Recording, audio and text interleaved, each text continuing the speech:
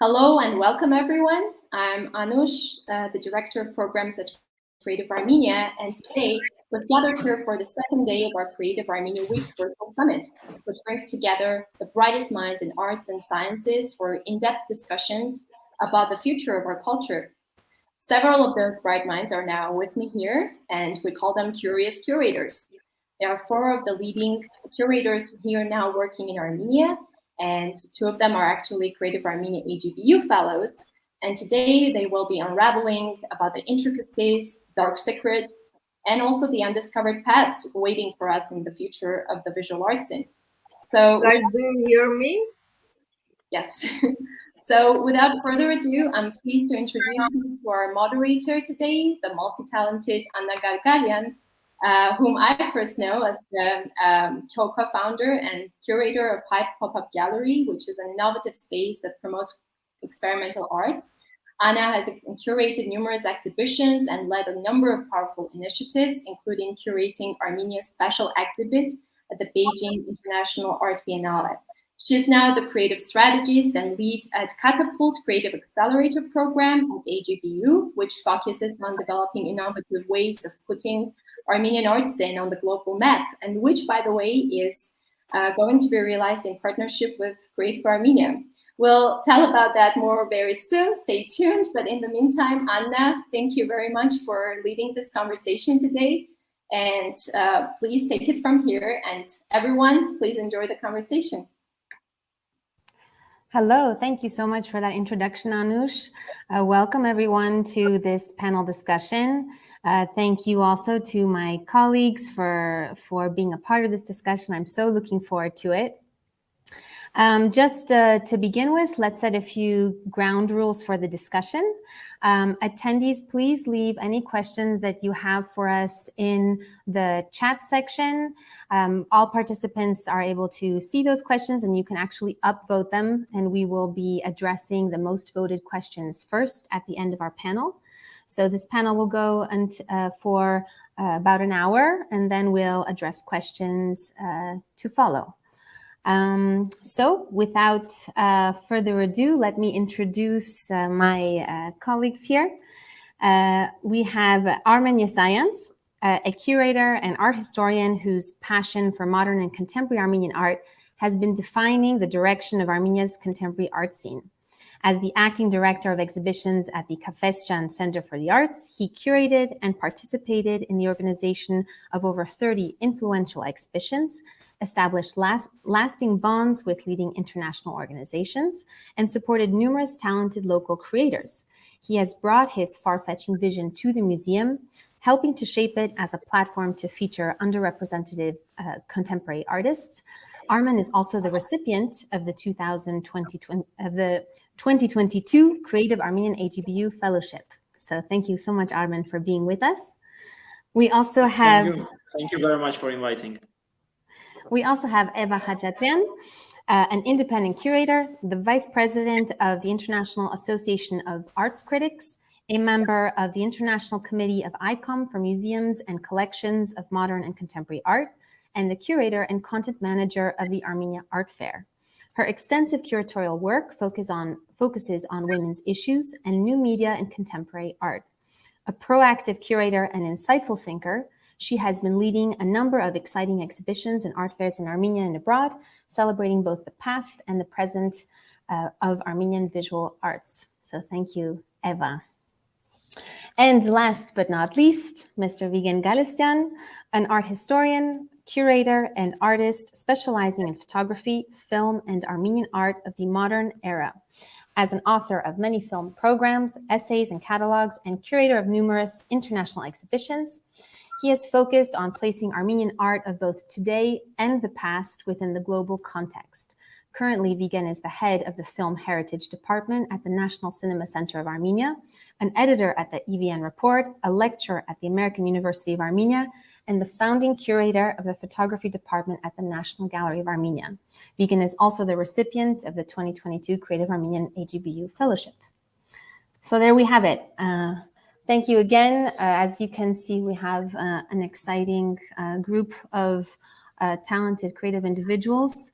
I would like to start off our discussion today with perhaps a simple question, but I think the term curator and even curatorship has really entered the mainstream discussion. Nowadays, we have curated playlists, we have curated menus. It seems that everything is curated. So I'd like us to take a step back and ask our panelists, for them, what does curatorship mean? And maybe I'll direct my question first to Eva. Eva, if you can please share for us, what do you think the role of a curator is, and what has motivated you personally as a curator in your career? Eva's connection seems to be a bit iffy. Eva, are you with us? Maybe I'll switch over. Armen, should I pass the mic to you, because Eva seems to be coming in and out of connection. We'll come back to Eva in a little bit. Yes, sure, of course. Please, Armen. First of all, thank you for this opportunity, and I'm very happy to share this platform with my peers. It's really a pleasure to see you all here online, because we don't get a chance to see each other often. Well, talking about curating in general, I think there is a confusion, especially when we are talking about the Armenian term. I think many people like following us and hearing at the moment, they know the term hamadrog, which if we literally translate it maybe to English, like somebody that put things together. Well, in a broader philosophical sense, maybe it's right, but like physically just putting things together, it makes this confusion that in general, exhibition curators are the people who are just picking pieces and just make them look cute or very, I don't know, Instagram friendly or very nice in some space. But curating is like more than that. For me, personally, I was really interested how I can put my, I don't know, academic background or an art historian, like to give it some practical application, because I wanted to see how I can use my knowledge of an art historian and translate artists or art, or in broader sense, some cultural layers for a broader public. So that's how I see curating in general. One of my favorite, well, he's very celebrated curator, internationally acclaimed, Hans Ulrich Obrist. He has this quote that curating follows art. So this was my simple passion for the last 10 years, to follow art, see where it leads me personally, and see how I can curate it. So how I can present it to the public, to my peers, to artists in general, how to support the art in a broader sense. But there is a difference when we are talking about curating at an institution and curating independently or curating at a gallery. Because when you work at an institution, because 90% of my work is just doing exhibitions at the Fashion Center for the Arts, there you have these some boundaries where you should somehow separate yourself from your own ideas sometimes, not to be biased, and to be followed also, to see where the institutional responsibility and what is the mission of the institution, what will be essential for the institution, not for you personally. It is a really hard road to take and to understand it. My motivation in general is, I think I might just repeat myself, but to follow the art, the artists, and modern and contemporary art in general, and also maybe in the last couple of years doing group shows and with younger generations and trying to understand, working with younger professionals, trying to see what is going on in general, what is relevant today, what is urgent, what is relevant socially, historically, culturally. So this is just some general ideas, I think, if that makes sense. If you want me to go further, I can continue, or we can pass to Eva. That's great. Thank you so much. We'll come back to some of these ideas in a bit. Let me pass the mic to Vigen. Vigen, what for you is the role of the curator, and what motivates you in your curatorial work? I mean, for me, the role of the curator is so diverse. It's multifarious, and it's often conflicting in many ways. I mean, Armen said that, yes, the Armenian word hamadrel suggests that curating is really just a practice of putting things together. And while, of course, you know, in practice, it is a much more complex task. But we often forget that this very simple action, putting things together, is, in a sense, a very extremely complex action, in the sense that it relates and depends on very diverse sets of activities. It has to be based on fundamental set of tools and knowledge base, you know, in order to enable the organization of matter and objects and meanings and signs into a cohesive statement. And as we can see, I mean, if you're in Yerevan and you're walking down the street, or you're in a cafe, or you're in any kind of public environment, if you take a critical step back and look at that environment, you will see that most people, I would say, fundamentally lack this ability to organize things and space and meaning. So, you know, you're surrounded by complete chaos. So when we're talking about hamadrel, as in a practice of putting things together, it is in a sense that because curating for me is an act of translation. It's a kind of a two-way act of translation, in the sense that curators translate meaning into objects and objects into meaning. And even when we're talking about very contemporary forms of curatorial practice, where you might be working with non-tangible or you know, ephemeral sort of objects or processes, there's still at the core of curating is this element of materiality. So for me, I always feel like, as a curator, you know, that I am somebody who is translating a certain kind of idea, or a certain kind of even a world, a certain kind of an era, a concept, into a system that is socially, politically, aesthetically recognizable in the present time and place that I am at. And this is vital. I mean, you have to know where you're at as a person, as a social sort of being, as a political sort of constituent, to know how to negotiate this relationship between artistic statements and an audience that may not necessarily be aware of the meanings and ideas that are contained within the objects that you're trying to present. So, and yeah, if I'm to kind of define it in a couple of words, a curator is a mediator and a translator, but also many other things. Is an archaeologist, and of course the Latin root of the word curate means to heal, and we always forget today that, you know, curating does involve an element of care. It's a care about not just objects, but human destinies,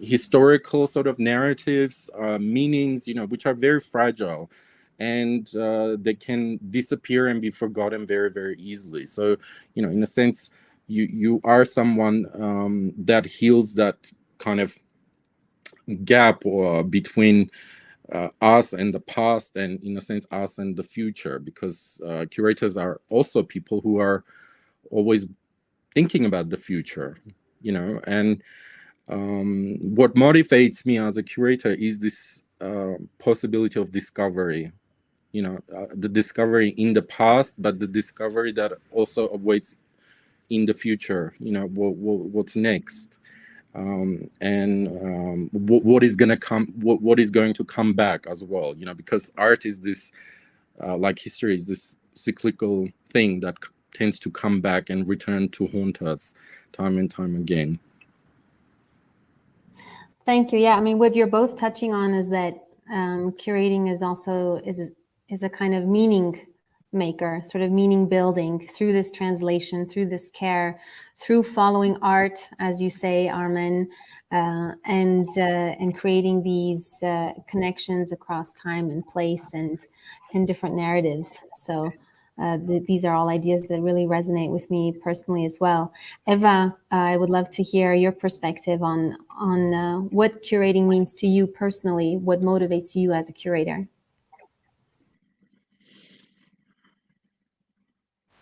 For this opportunity to be part of this conversation, because I think, yes, can you hear me? Yeah, it's a bit choppy, but we can hear you.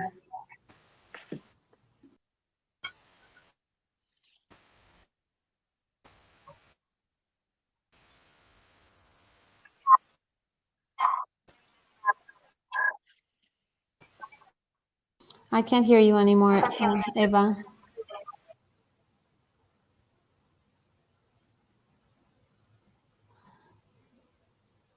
Maybe she should just turn off her camera and just leave the audio and we can hear her. That's a good idea. Maybe that might help. Okay, she's signing off and on again. So we'll come back to Eva. We would really love to have her input in this conversation. So we'll circle back. But maybe this this last point that you mentioned, Vigen, about curating being also a question of care, a sort of caretaker of artwork, is a nice segue into another topic that I would like us to explore. I would like us to also explore some trends that we're seeing in curatorship globally and locally within Armenia, and make these kinds of connections. And one of these, a big part of today's time is that we live in this moment of heightened consciousness, in which there is an awareness and an urgency for accountability in regards to our ecological footprint, in which we have more inclusive and fluid understandings of gender identity.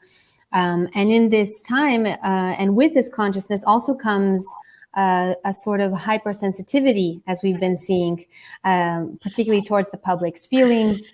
We are in a moment of very polarized opinions, very emotionally charged opinions, and which, have we lost Vigen as well? I think he will come back soon.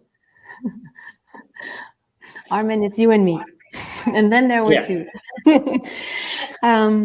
My question is, in this very hypersensitive moment, in which we're also seeing examples of cancel culture, in which strong opinions are also creating strong reactions, which then are kind of erasing certain moments. My question to you is, how much should the curator be emotionally preparing audiences? And by preparing, I mean, where is really the line between making art accessible and potentially diluting or compromising some of art's wish to provoke? So is this really a time for provocative art? And is the curator's role, we are talking about caring for artworks, but we're also talking about caring for our audiences. And how aware should the curator be of this emotional preparedness, if this makes sense? Armen, I'll let you start. First of all, I remember a couple of years ago when I was at some panel abroad, and there was this idea that exhibitions, like cultural programs at the museums, they should be urgent and relevant. About urgency and relevancy, they were talking about this a lot, and it kind of became, also it was very humorous because is Armen on? Can you hear me? Yes, I can hear you. No, that was me. And, okay. Anna, it's Vigen. Okay. Can you hear us, Vigen? Vigen, can you hear us? The connection is really bad. Okay, I have, but do you hear me, Anna? I can hear you. Yeah, Okay, please continue. I hope the rest of the audience also hears me. So what I was talking about, well, like this urgent and relevant, also some even neoliberal trends, what should be presented, what the museum should work on. I think when we're talking about local artistic scene, it is not that much about hypersensitive society. It's more about preparing the audience to contemporary art in general.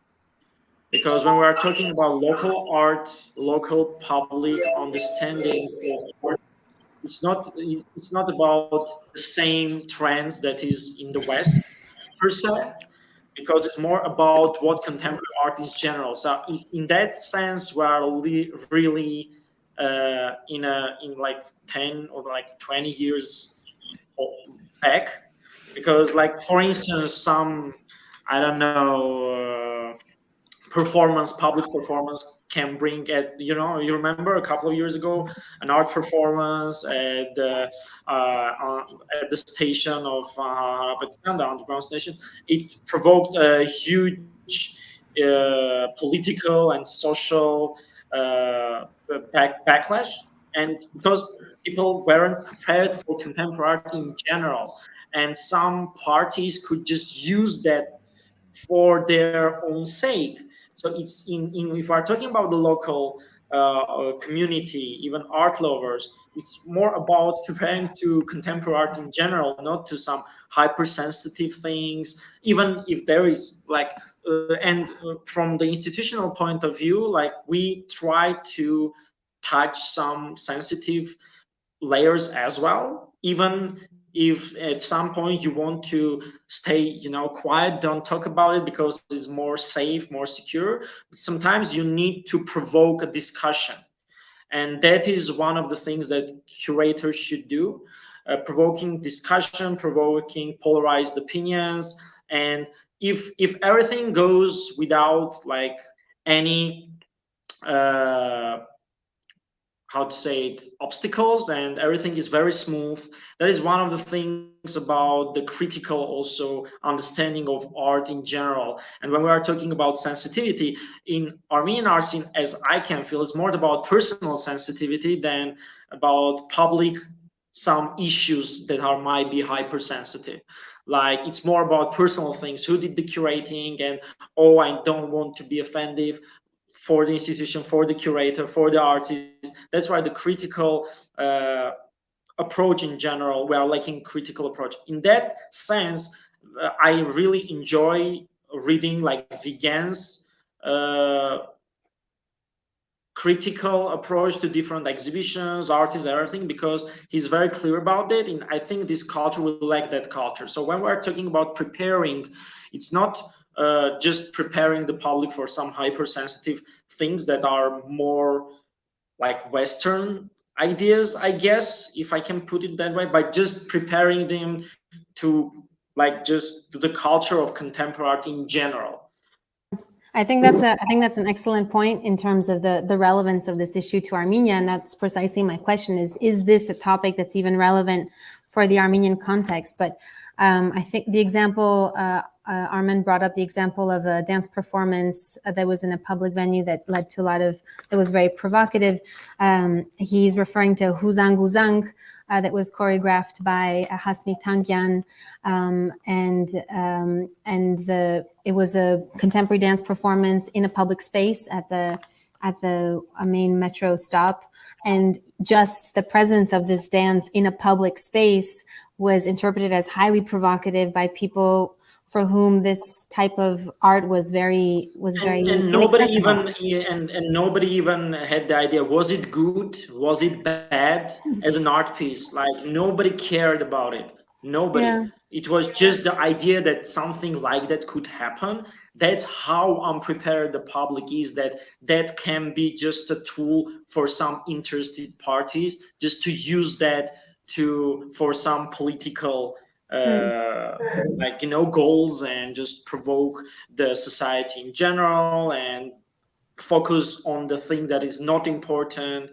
It's like a really huge issue of cultural policy problems, educational problems, and so on and so forth.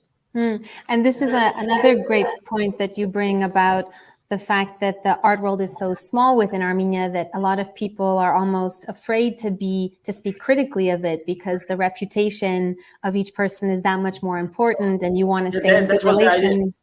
Yes, I completely understand. Talking about hypersensitive things, what I see in Armenia, that we are hypersensitive on personal level. Yes. Not about like offensive at some issues that are really maybe like delicate for a group of people to different social layers, etc. But it's more like on personal level, like sensitive on.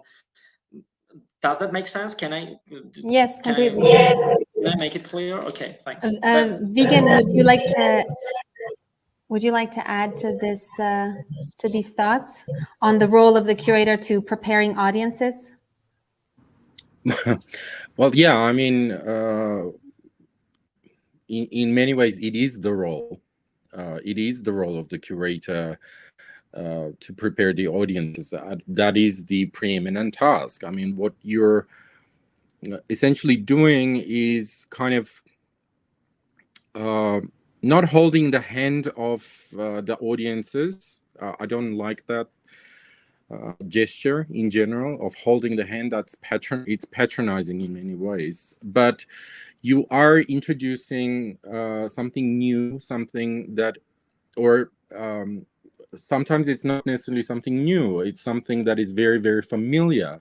But you might be introducing something that is very familiar, beloved, known, and kind of normative to the audiences in a light that completely transforms the way it is perceived, or it is seen, or it is kind of thought of.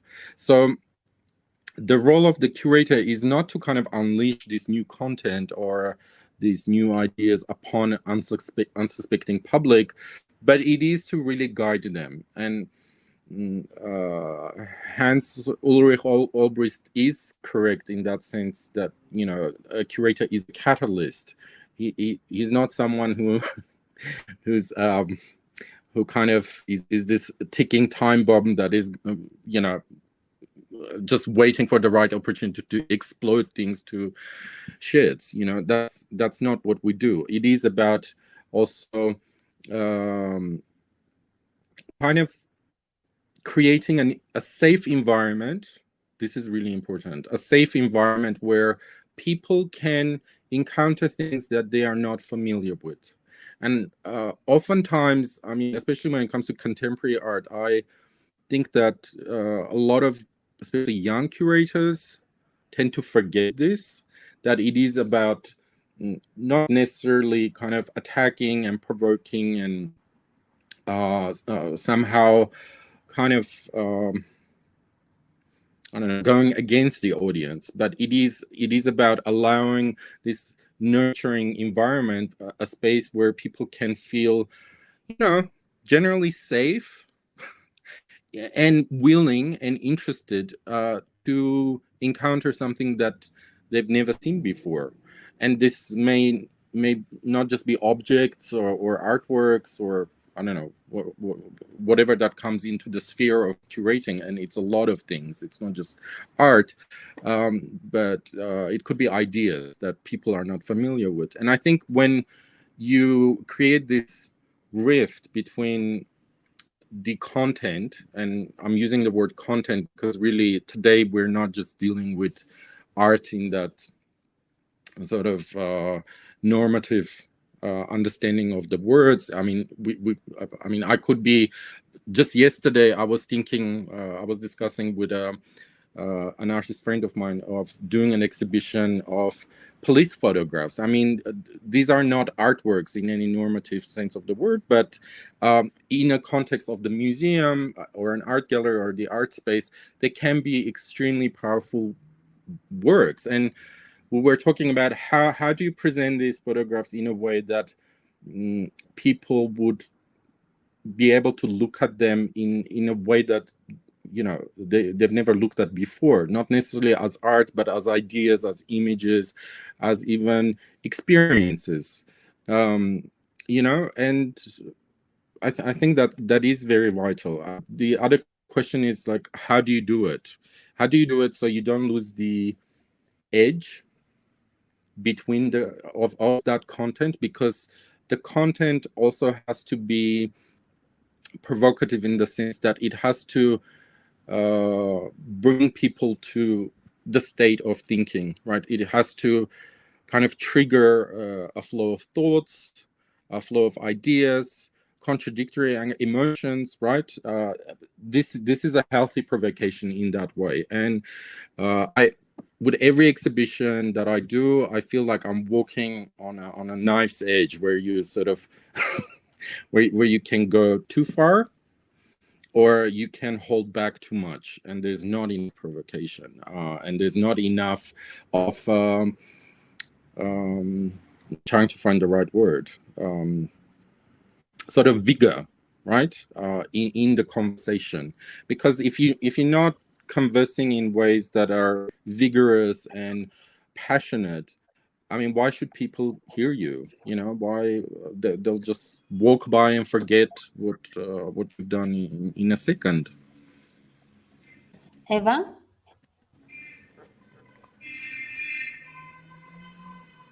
Eva, did you hear my question?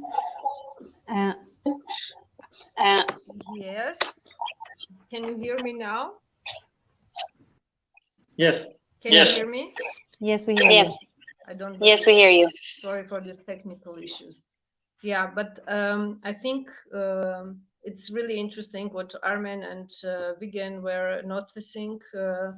But I think what we should add to all this, that while talking about gap, because I think there is this problem, yeah, when we talk about guiding the audiences, I don't know if we are always successful about this, yeah, even if we try. And about fulfilling this gap between audience and exhibitions or project, we realize usually, I think this is about education. This is what we should think of usually, yeah. And talking about projects, especially in public space, of course, if you make decision to do something in a space which is really open, and I mean, you should be ready for any reaction. So if you make decision to do something in public space, it means already that it is already provocative somehow, because audiences are not prepared for what we are going to do this, and you're not always prepared to do this for the audiences. Yeah, so it's working like both ways. But education is one of the, I think, main problems that we have, because our institutions, academies, universities, till now, they don't have this, unfortunately, contemporary art, or I would say in general art education, proper art education, yeah? And that's why we should not be surprised that the public and audiences very often are not ready for the projects we are implementing and doing here. So I think one of the issues that we should think of, and one of the main issues, how to think of this. And another thing, maybe I'm not directly answering your question, but because I was silent from the beginning, I would like to mention also, like that another idea which is and thought in the air for many years already, it is like establishing of a contemporary art museum. So I think this is like one of the issues and and problems that we facing already for many years. Even now, like if people would like to see contemporary art, in the end, yeah, Armen, I'm sorry. We are working in institutions where from time to time contemporary art exhibitions are happening, but in the end, there is no really full image of contemporary art in Armenia. Yeah, people can't really go somewhere to see contemporary art. So that's why I think these are like two main things that are, I mean, our society is in need for this. Yeah, education, and plus to this also contemporary art museum, like this could be connected somehow. Yeah, that people could be really aware of. Yeah, sorry, I don't know if I've answered the questions, but no, these are sorry, echo. These are great points. Armen, these are great points. Vigen, Vigen, do you want to add?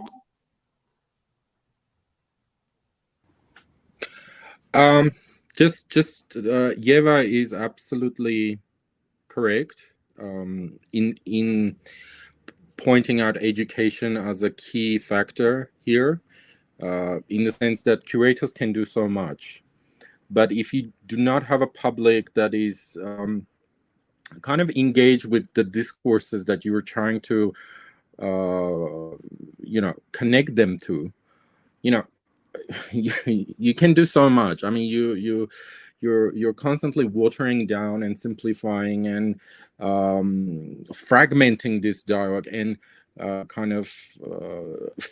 feeding the content to the audiences instead of actually bringing them in and making them part of the conversation. I mean, this is one of the frustrating things for me.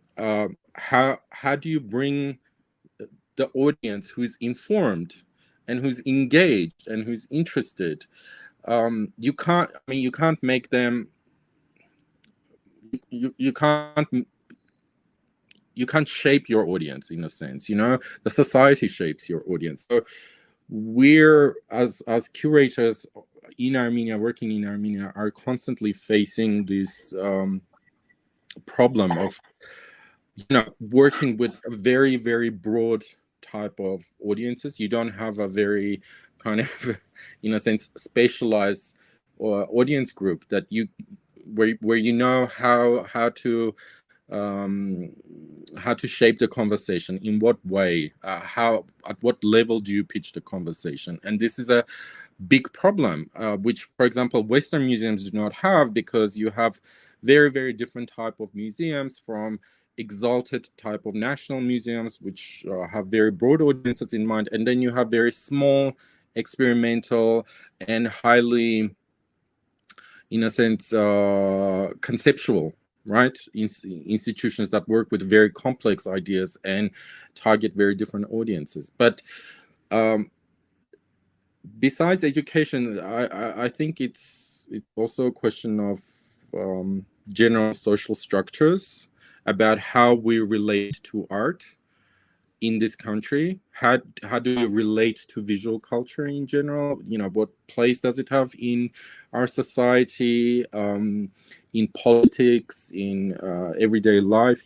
There's so much to rethink in our relation, in terms of our relationships with those things, that it's difficult to say where we need to start, right? We need to start from the kindergarten. We need to start teaching kids that images are not innocent things, texts are not innocent things, and that our tasks as educated people is to read and decode and understand these images and texts in order to be able to navigate this increasingly complex world that we live in. And this has really nothing, it doesn't relate directly to art. It's an everyday experience, because we're surrounded with images and texts from the moment we wake up to the moment we go to sleep. And there's this great book I read recently about how the capitalist economy has shifted to the kind of the attention economy. Like the format is on, the imperative is to constantly grab your attention by any means possible, and these means are usually image-based, visual means. So this is crucial. I mean, and today, you know, like society, Armenian society doesn't really have those, in my opinion, skills to engage with this really really horrid situation that we're in. And I don't think it's a good situation. I don't. I mean, there are people who are like, oh, isn't it great, you know, VR, metaverse, and etc. And but I'm yeah. We've touched on a lot of the challenges in the sector. So some of the things that have been coming up is really this gap in the education system, in understanding histories of image culture. Eva, you mentioned really the lack of a fundamental contemporary art museum or institution, which in some ways would serve this purpose, right? An educational purpose to make greater connections across history and time, and provide more introspection even on our local contemporary art practice. Armen, you also mentioned this lack of really media criticism. How do we create a culture of critique and of sharing information? So these are all really rich points. But I'd like to shift. I know, Vigen, you mentioned that you're not feeling particularly hopeful in this moment, but what are things that you are really excited about, that you look forward to in terms of the potential for, directions that you see curatorship moving towards that have surprised you in positive ways, and in the art scene in general? What are things that you're very hopeful about, and that you think where you see Armenia stands out or stands apart from other scenes that you see around the world? Whoever is interested in answering the question, jump in.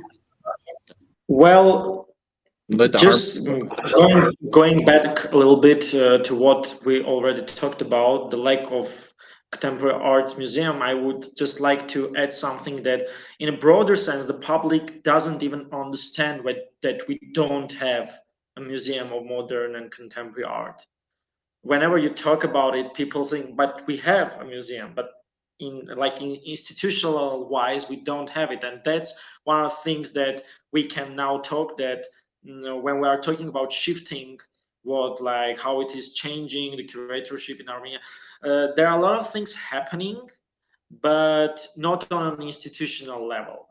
That's one of the things. So there are like personal initiatives, group initiatives, but not on an institutional levels, which brings to them to some interesting projects, but those projects, they don't have a broad responsibility. They can do whatever they want. They can leave their footprint, whether it is good or not, and move forward. They don't have this mindset of like, okay, we are responsible because like we're an institution, there is a society, there are public, there are taxpayers, for instance, that we are working for. If we are talking about state institutions in general, there are some good, interesting initiatives. What I like is that recently you can see that younger artists, they like trying to take things into their hands, not wait for curators or managers or state support. There are some things happening. I don't even know, I haven't even had some chance to look deep into it, but for instance, the art quartal thing that is happening in Yerevan, which is just initiated by artists, which is really interesting. I don't know if it is good or not. I'm not talking like from a critical point of view, but it's something that is happening, which is, for me, is exciting in the sense that artists are trying to do something by their own, because sometimes you have this feeling that artists are just waiting for somebody to discover them and to support them, to make project for them, which is really good and which should happen. And we, in our way, me, Eva, Vigen, our colleagues, you, Anna, of course, we are doing what we can on personal level, on an institutional level, but these different activities that are really more active recently, you can see like in a month you can have like 5 exhibitions opening, and you don't even have a chance to go to 1 or 2. And there are this musical thing happening, and there is this performance happening. I don't know what will this bring to, but the main problem is always about the lack of institutional idea. Okay, we had an Institute of Contemporary Art, and I hope it will reopen soon, which really helped a lot into the art community. There are curators, researchers that had this idea of what contemporary art is, what are contemporary art researchers is, like about the 20th century, the texts that are important, because they don't, unfortunately, they don't teach this at the academy or other institutions related to art, to curating, to art history. And the Institute of Contemporary Art did a lot in that sense. And I've heard that they are reopening soon, and that might be something that I'm excited about. And also, I would like to, on a state level, to have this idea that we don't have a museum of modern and contemporary art. We don't have a collection. We don't have an archive of the last 30, 40 years. And that is another big problem. That's why the society isn't prepared. That's why when you are having colleagues here, they want to see an actual art, contemporary art, you just take them to the studios, which is interesting and fun, but it doesn't work for everyone, because they want to see the historical layer. And for contemporary art, also for the society, they need to be prepared. That's why you need to have the museum, because when you want to read, you need to know the alphabet, then you know the words, then you can put out sentences, then your first book is like, I don't know, some fairy tale. You don't go to Ulysses just on the first reading. That's why sometimes the contemporary art can be shocking, because they don't have the historical background, they don't have the broader idea of what happened, how the contemporary artists are standing on shoulders of giants that were like 2,000 years ago, 1,000 years ago, 500 years ago, and we come up to this kind of contemporary art that might be again, like, not something visually that Armenian local society would imagine. What Vigen has talked about already, the cultural sense, the visual culture in general, the educational lack, it all comes to institutional problems. So if I were to distill what you said, you're excited about how proactive the sector is and a lot of artists are, and this sort of bubbling that we see, but you're still missing this institutional voice to provide connectivity across these different activities, that it's quite fragmented as a sector. Eva, I saw your hand pop up at some point. Would you like to comment? Yes, I mean, I totally agree with what Armen was saying, but we should also remember one thing, that from the very beginning of our activities, or when contemporary art became more or less visible in Armenia, it was based totally on self-organization, and it is there until now, even when we talk about institutions. So maybe the absence of contemporary art museum in a country like Armenia is one of the reasons that this is, again, kind of, in the end, our responsibility. So it never comes to the states somehow. Whatever we do, it's about education or exhibitions or bringing interesting context or translation, curing, caring, everything is on our shoulders. So maybe when it comes to the states, then situation is changing. But for now, we still, with this hope that the consciousness will be there and people will understand how important it is. If it will not be there, then maybe one of us will initiate this. I'm kidding now, but who knows, maybe.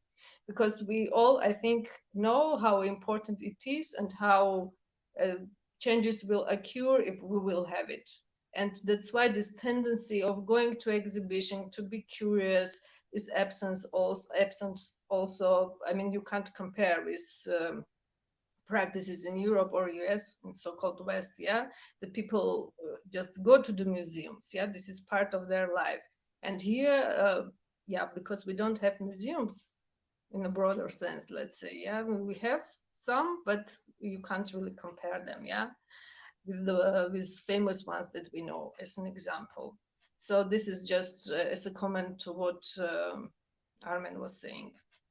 And I think we, even if Vigen is not really hopeful, and he says that, okay, it's difficult to be positive, I think we should. I mean, we have no choice. Otherwise, it's part of our life, what we do. It's not just a profession, or we are not working just because... No, okay, I don't... No, okay, I don't mean to come across as misanthrope. Look, when I said I'm not hopeful, it's not that I'm not hopeful, you know, but and I'm talking about much more than just the field of curatorship or the field of contemporary art. And, you know, I mean, there's this very fascinating art theorist who argues that, you know, essentially we're living in the age of art's very protracted and this kind of delayed death, you know, that might go on for centuries, but it is that this kind of body or an entity that is dying, and we're witnessing its death. And she called contemporary artists today as a kind of a bureaucrat who assigns meaning to things, you know. So a contemporary artist is someone who has privilege and status that is accorded to him via the institution. And the institution here is meant in a broader sense of the word, not just the museum, but the market, the curator, the art historian, right? All of these things are part of the institution, which accords the contemporary artist a certain set of rights. And then the artist will say, well, I think this is an interesting ruler, and I think this is art, you know, and hence the bureaucratic gesture of contemporary art. I don't know.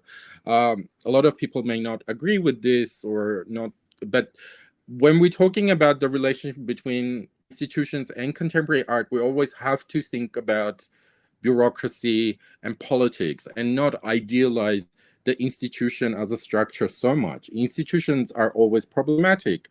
And personally, to me, I mean, I'm actually in this sense more of an optimist in the sense that, okay, if we don't have these institutions, because we're constantly looking at the West and kind of going like, oh, isn't it great they have all these museums that get millions of visitors who come and look at shitty Damien Hirst sculptures, you know. I don't know, is it great? Personally, I don't think so. But what we have in Armenia in light of this absence of institutions is a very interesting and curious situation, in the sense that instead of maybe contemporary art, we have an avant-garde art. I mean, this is a point that we need to think about. Avant-garde in the sense that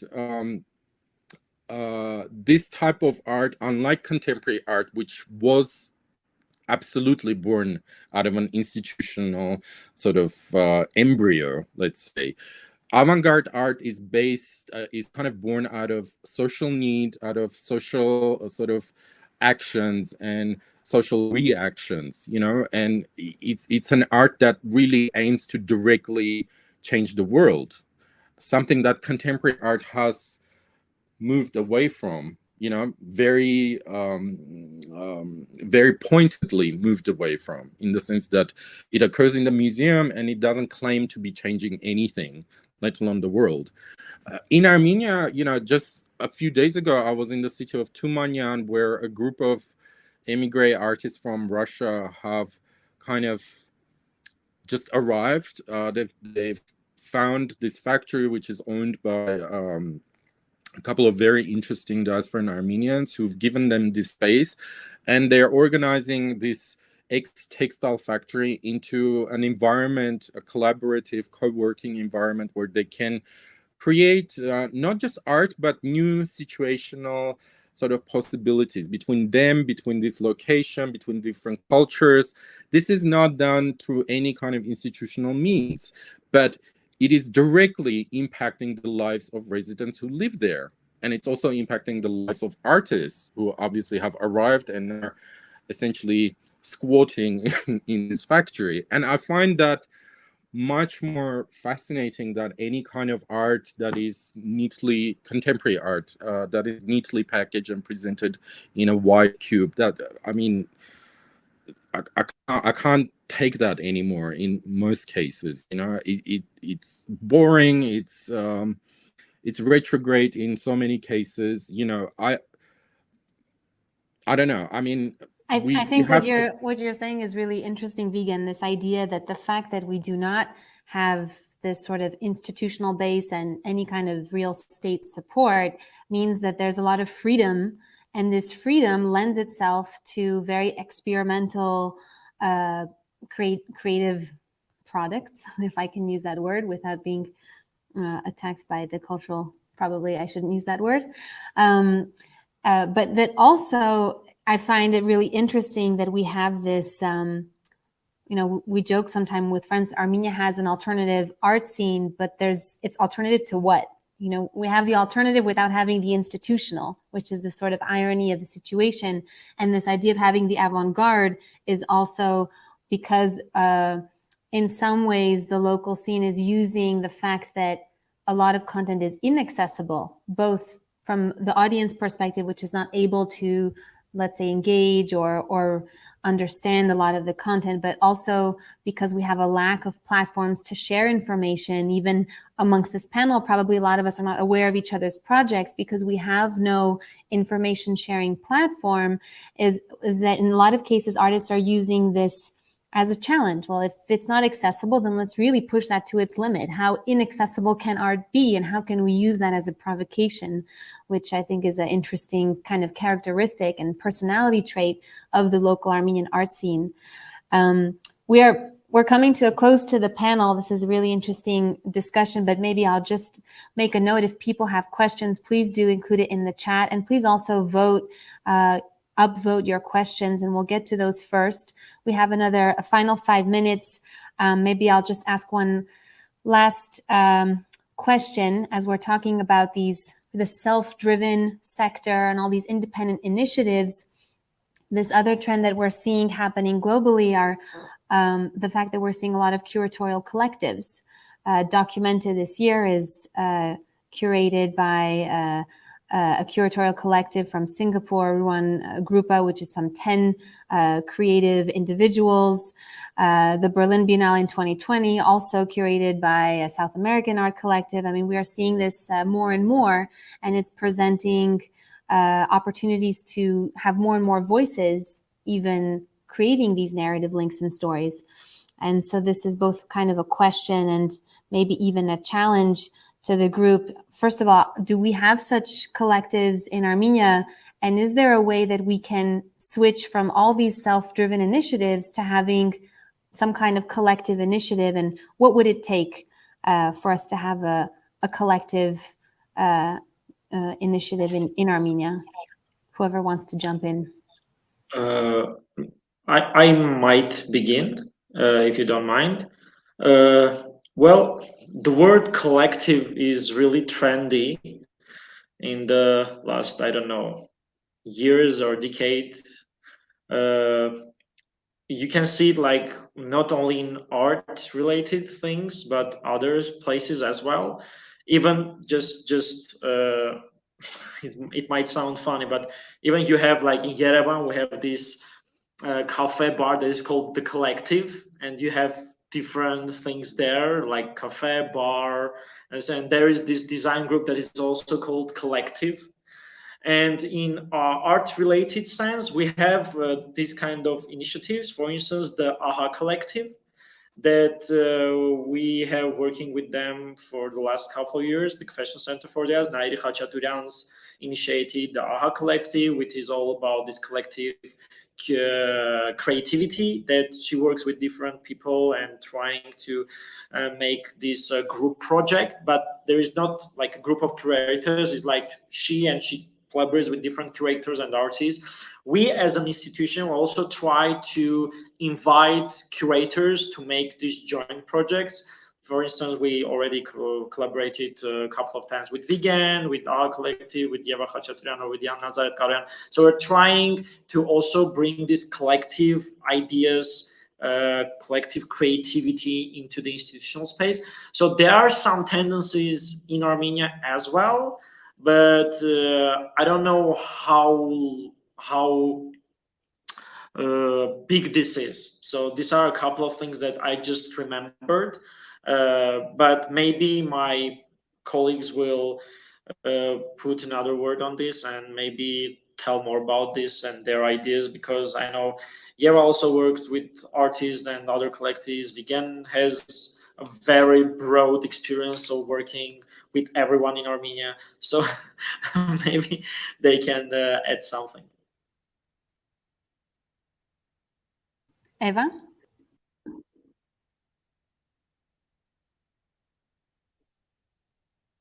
Yes, so actually I think that contemporary art in Armenia is based on collectivity. When we talk about self-organization, it means that this self-organization cannot be like solely done. Yeah, it's done in collective. So from the 80s, mid 80s, like Third Floor Group or ACT, or later on, for example, such collectives like Art Lab Yerevan, and later on, like recently, this Artists Run Yerevan Biennale is kind of witness that all these initiatives are witnesses that contemporary art in Armenia very much based on collectivism somehow, yeah. And yeah, but I think it doesn't matter if these are curators coming together or artists and curators come together. I think it's important to be in collective to create something really exciting. I don't know. In my case, I myself as a curator, I always was excited about doing something with friends and colleagues, creating networks. So this was my, for example, core idea of the practice, like to be this togetherness, like creating something like within the collective. Or okay, if collective is kind of trending as a word, we can use something else like community-based, yeah, for example. But I think it was always there in Armenia, and it is there also now. And internationally, I don't think that this is something new. Like I remember, like for example, Venice Biennale in 2003, just after Zeman did his like very much pretentious and like solo project, like before in 2001, and then in 2003 there was this collective of Igor Zabel, Francesco Bonami, Catherine David, and some other curators who came together to make this Venice Biennale, for example, just as an example. So I don't think that it's as something like in the mainstream now, but I would say that artists became like more active recently, also internationally, as groups or collectives to take initiative and to organize things. And when I talk about institutions, I'm not really fan of it, not really, especially these sort of strong institutions which are full of bureaucracy, etc. But when we ask questions like how to fill the gap between the public and contemporary art, and how to link our practice and how to make it more digestible, more or less, then we should think of more or less proper institution, yeah. But it doesn't mean that it has to be this white cube approach or one of these like monster institutions that we could see also abroad, yeah, that we are not really fan of. This is just as a last comment. Vigen? Vigen? Yeah, I mean, on the question of collectivism, I think it's really fantastic when it happens among artists. And as Eva mentioned very correctly, Armenian contemporary art, but not just contemporary art. I want to stress this. This is a historical thing that a lot of, for example, modernist Armenian art has evolved in spaces of collectivity and collaboration and mutuality and shared experiences. So this is something we'd like to think of the artist, and especially the Armenian artist, as this lone hero genius who's usually male and, you know, whatever, and has a big nose, or you know. But this is not the case, you know. In actual fact, a lot of this art has been the product of collective shared experiences, and unfortunately throughout history, certain artists have been singled out of this collective and the shared context and the shared history for various reasons. And this is something that we need to rethink and revise today as art historians and curators, by looking at these processes of collectivity and mutuality in more sort of less aesthetic but more political and historical light, right? But I think your question refers to more on to curators working as collectives, if I understood you correctly. And there, I mean, I think it's a very personal thing.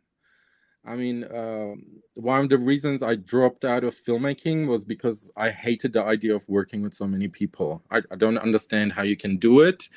And I'm envious of people who can. I can't do it. So for me, every exhibition, whether I'm working with an artist or with a fellow curator, and I've had experiences, for example, we co-curated an exhibition with Armen, an exhibition I'm very proud of, in 2019. And right now I'm co-curating a show at National Gallery with one of their sort of most established curators at the gallery. And that's a really interesting process because we come from such different disciplinary backgrounds, and having to create this dialogue from two different positions, even though technically we have the same profession, but we use it in very different ways and for very different purposes, you know, is exciting. But I don't quite get this very trendy and fashionable tendency in working in big curatorial collectives. I don't understand it. I mean, I understand its politics. I understand why we have it. I understand why it's necessary. I do not understand how it can work, because a curator is someone who has to have a very strong point of view, a set of beliefs, and you know, if you have lots of people who have these strong sets of beliefs and perspectives and visions and things that you have to compromise on in order to create a mutual sort of project, then, you know, I'm not really sure what's going to come out of what the end product is going to be. I think it's going to be quite compromised in that sense. And I wasn't a fan of these collectively curated biennales that we've witnessed recently. Anyway, but we also have to take the curator out of this position of, in a sense, superpower, which a curator has today in terms of defining what the contemporary art, not just contemporary art, but any kind of art should be thought of as and presented as, and create much more engaged and fluid ways that curatorship can work in the process of presenting and sort of spreading art within society. And the last word in terms of institutions, look, institutions are extremely important. They're very necessary as things that you react and engage with. But in Armenia today, I think we should not backtrack and try to replicate the experience of the Western sort of institutional world. You know, it's an experience that we can see, we can read, we can learn about, and we can see where it's gone wrong. I think the gestures today where we're kind of like, oh, you know, we need to have this model and we need to sort of recycle it and bring it to Armenia and recreate it here because we don't have it. It's like, no, we have to come up with, really, I think the challenge is today is not to have what the rest of the world has, but we need to have what we need here in Armenia, what is required for our needs, for our purposes. And it is politically engaged and politically active institutions that can really create very convincing and proactive discourses around our reality. And these institutions can take many different forms. They don't have to be state-based. And I think the role of the private entrepreneur is extremely important today. You know, where is all this private money going to? It's not going into art. It's not going into culture. It's I don't know. It's going anywhere but. And yeah. So coming up with new models, not just for new models for institutions, but also new models and mechanisms for support for the sector and for those institutions. I'm going to wrap us up here because we're a bit over time, and it would be great to get to maybe 3 questions. So I'm going to ask the top 3. So if we can try and keep the answers just very concise, like a first kind of feeling basis. The first question is, what kind of art are you hoping to see more of in Armenia in the future? Armen, a quick answer if we can. What would you love to see more of in Armenia? I think more new media art, which we lack. And I felt that when we're doing this exhibition with younger generation, younger artists, like comparably young, in their 20s and 30s. And maybe there are media artists, but they are not that active, and you need to really dig into the field to find them. And I hope that like even when we call it new media, it's already not new media, even like with video art or I don't know, internet art and digital art, this kind of stuff that I think that might be really interesting. And also art that is politically, socially relevant and urgent, maybe maybe sensible. I think this kind of art that I'm really interested in, and maybe something that reconsidering or locally interpreting of internationally acclaimed some tendencies, or as Vigen already told, not just copying and recycling, but finding something that is really more local and something that is unique for the art scene in Armenia. And which I think it's a broader idea that also the regions, I would like to see more art coming from, not from Yerevan, but also from the regions, which are activating a little bit, as we can see, but not that much because there is no support for them, this kind of stuff. This is just something that I've, like, just to be quick. Yeah, great. So more media art, politically engaged art, and more art from the regions. You, Eva, what art would you love to see more of in Armenia? We're doing quick answers so we can get to a couple questions, please. Maybe I'll jump to Vigen and I'll come back to you, Eva. Vigen, what art would you like to see more of in Armenia? I don't want to see more new media art. I want to see technologically engaged art. I think when you say new media art, that's already a corrupted term, too institutionalized, you know, in that sense. Because when you say new media, people are like, oh, you mean video? And I'm like, no, that's video. Video is like antiquated media, you know.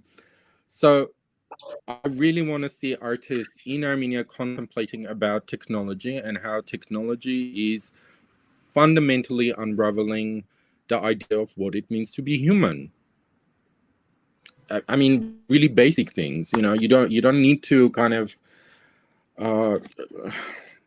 try to create some gobsmacking fantasy. It's really about looking at the challenges today, which are so difficult to fathom, really difficult to fathom, and trying to come up with forms and really interesting forms and means of condensing these problems in a way that our little brains can experience, understand, feel, and sometimes even accept, because it's the bigger realities are really, really difficult to accept, you know, for ordinary people. And this is the role of the contemporary artist, relaying the big reality, condensing it into form that is digestible and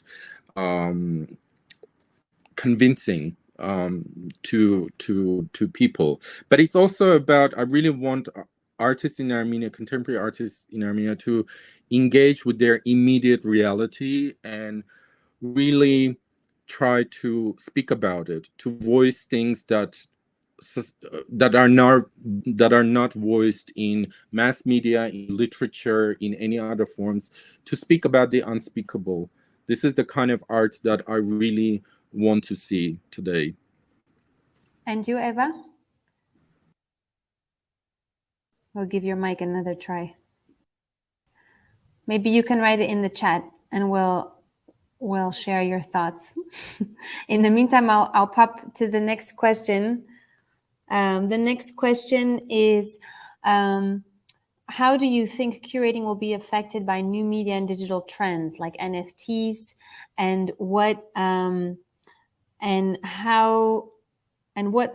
should Armenian artists, what do Armenian artists need to do to be ready for this shift? So the question is about how you think curating will be affected by digital trends, NFTs, etc. Any thoughts?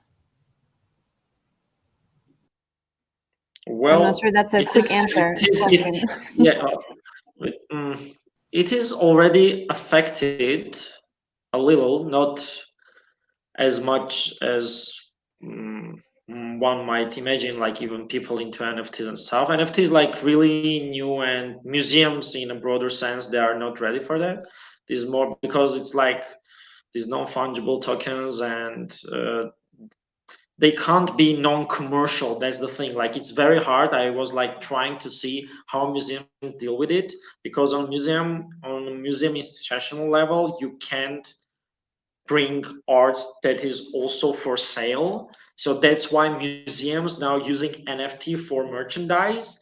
Like, for instance, the Belvedere Museum, they now have NFT of the keys by Klimt, and some you can just have it online as an owner of this NFT. And of course the price is going up, but it's a merchandise, like it's more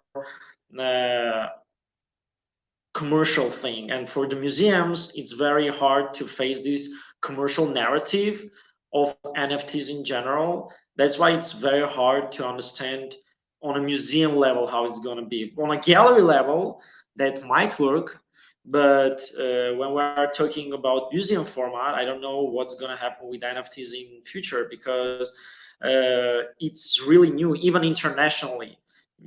We are not talking about local understanding of NFT in general, but we are talking even international wise. It's really a couple of years, and you don't. I personally don't, because we are getting offers of NFT exhibitions on NFT works to be presented at the museum, and we are discussing it on very different levels at the Fashion Center for the Arts, which is like, it's hard to have this piece, even if it's for instance, a really good piece, digitally very interesting, very technologically engaged, as Vigen said about it.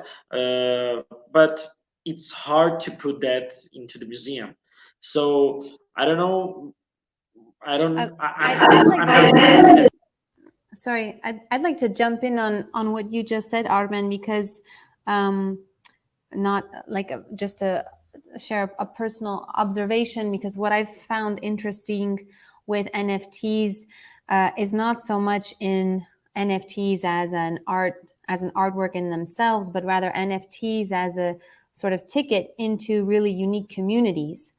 And in this sense, I think they present interesting opportunities even for museums or institutions, not just the commercial gallery world, because this could be a different way of creating community membership and reaching out to different types of audiences. Yeah, when we're talking on a broader sense, when we're not talking about visual pieces, NFT can be anything. Like, it can be a document, it can be a ticket, it can be like membership card, and like in that sense, NFTs can be used by the institutions. But when we are talking about the artworks that are like they are for sale and they are online and that's how they generate their price because they are selling over again. So that's how the Ethereum and other blockchain things are working. That's really complicated for the museum. But on that level, what you mentioned, that might work because there is this idea that in a couple of years, there won't be QR codes, there won't be anything, everything will be with NFTs.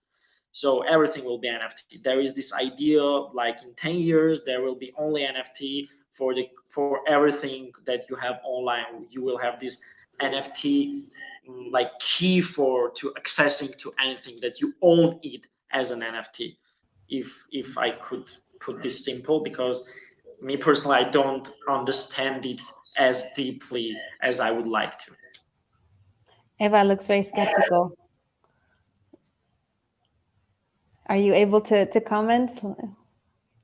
Your mic is silencing you. See, this is why we don't trust the digital world. Vigen, any thoughts on the relationship with NFTs and curatorship? Oh, I hate it. No, I hate it so much. Oh my God. No, but I find it also very fascinating. Anything that I hate, I find fascinating. And I think you're very right in the sense that NFTs and this whole new realm of digitality, which we are in, and it's just gonna grow and it's gonna change. I don't know whether it's gonna stay as NFT or what NFT is today, or it's gonna transform into another form. And I think most likely it is going to transform into something else. I don't think this current model of NFT dealing or NFT processes is very practical or very conducive. But I think the shift is going to happen towards, these areas of exclusivity, right? Or, these tools that create notions of exclusivity and this need to access these areas, because virtuality creates infinite potentials to build new spaces, right? And build new communities, which is a good thing. So people will want to pay to be part of these communities and spaces where very interesting, different, strange things can occur. And the recent film, this new film by David Cronenberg, Crimes of the Future, in fact, very much is related to this idea where you have a sort of a community of people, very rich elites who are prepared to pay a lot of money to see an artist perform, and the performance in this case is the artist who is able to grow new organs in his body and then have them sort of surgically removed and displayed, and people pay to witness this kind of very strange and bizarre performance. And this is the type of thing that we're going to see a lot in the digital sphere and in digital art in the coming years. It's not going to be about, oh, here's an image, or here's an object, a reproduction of an object that you can supposedly have some kind of ownership of, and then print it out and hang it on your wall still. Because this is the irony. A lot of NFT art is still digitally printed, framed, and hanged on the wall. So the experience of the art doesn't change. It's the notion of art's ownership that is changing, right? But that's a really interesting point. I'm gonna cut you off, Vigen. I'm sorry, because I want to squeeze in one more question before we wrap up. We have some 5 minutes left, so if we can again keep answers maybe to a minute, then we can get one more question in. The question is from Elena. She's asking, what role can diasporan artists who navigate issues of community belonging and identity have in the contemporary art field in Armenia? So what role can diasporan artists have in the contemporary art field in Armenia? Any thoughts? Well, as someone who curated an exhibition of diasporan art with Armen, I'll probably say that, look, diasporan artists have to be, if they want to be part of an Armenian reality, in a sense, they have to start with the understanding that they already are part of our reality in one way, whether they like it or not. It's just something that you can accept. And I think with diaspora artists, you know, I know so many of them who come to Armenia with these great dreams and illusions about helping the local artists or helping the local field, or I don't think that's a very productive way to engage with Armenia. You have to come with the understanding that the contemporary art field, the scene in Armenia is already established. It's quite strong. It's got its own sort of direction, as unclear as it is. And you know, you come here with being prepared to be part of this game, you know, or not. Don't try and come and change things here because you think it should somehow match your experience in whichever diasporan community you're living in. And I'm saying this as a kind of a diasporan who's moved back to Armenia, even though I was born here. So do not come and try to revolutionize Armenian art, and everything will be fine. Just relax and enjoy the ride, I would say. Armen? Well, I think what Vigen told is really essential, because they just need to engage. They need to be engaged here to see, to understand the local field, because this idea of, sometimes you have this feeling that there is this understanding of coming and teaching something or showing something or bringing something new. And sometimes, especially diasporan artists, that don't have a general idea about Armenia, that they have these myths and legends and the general impression what is going on here, and they really at some point they get surprised what is really going on here, because you don't have this media coverage and they don't see the art scene in reality. They just have this idea. It is the same with the broader public in Armenia. The broader public in Armenia doesn't have, even locals doesn't have the broader sense what is going on in Armenian art field. What about the diaspora? So that's why I'm totally agree with Vigen, because also, as he already told, like he has this partially experience of being partially diaspora. So that's why, yeah, just engage, be in active contact. We as an institution, we are very open of doing shows with artists from diaspora, working with them, communicating, and we had this experience a lot of times in the last 13 years. So just good luck to every artist in diaspora if they are really interested in putting their mark here in Armenia and not separating themselves from the broader artistic Armenian community, like being part of it in a more general sense. Anna, just you are muted, Vigen Jan.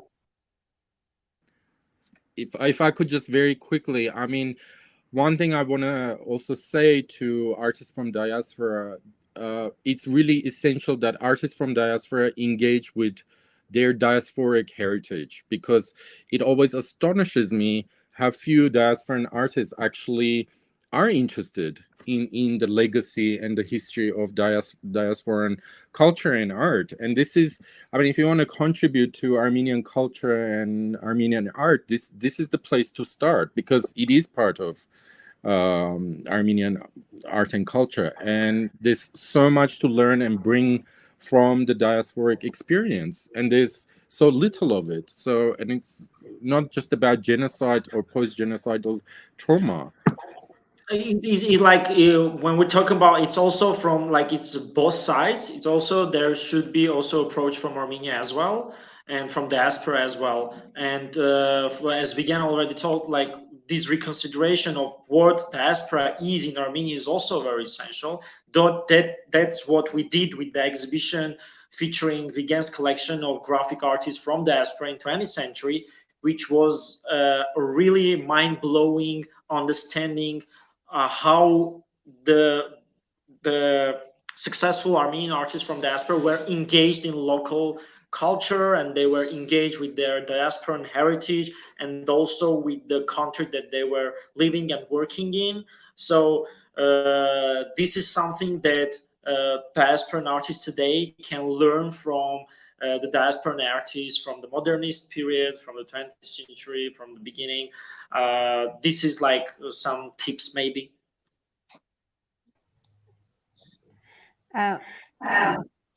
Eva, one last try. Okay, it's not working. I apologize, Eva. Would love to have your thoughts on this, but we are coming to the end of this panel discussion. Anyways. Maybe now? Can you hear me? Yes, here we go. Sorry, Final words from Eva. Yeah, please. just a few words. I think the problem will be solved when we will not label these artists as diasporan artists. I think this is like one of the main problems, and besides giving them tips, I think we also should learn also accept these people, because I feel also sometimes that it's working both ways, this misunderstanding, and that's why I think this reconsidering, rethinking of relations of local artists and diasporan artists should be there. And I myself know artists who are very much aware of the context in Armenia, and I can't even call them diasporan artists. These are like artists of Armenian origin living somewhere abroad, yeah, traveling, being part of different networks. So I think we should take it a bit more easy, not as a problem or an issue, yeah? And there should be interest from both ways, not only one way. That's a great note to end on. Thank you so much to Armen, Eva, Vigen for being on this panel. Thank you to Creative Armenia for giving us this platform, to our audience for all of your questions and for listening in. I invite you to Creative Armenia's next session, which is called A Producer's Life, on June 29th, 9 p.m. Yerevan time, 10 a.m. PST, Pacific Central Time, correct? Again, thank you to everyone. This has been a lot of fun, and I'm happy to have been part of it. So I wish you all a good day, evening, wherever you are in the world, and looking forward to all of your projects here in Armenia. So thanks, everyone.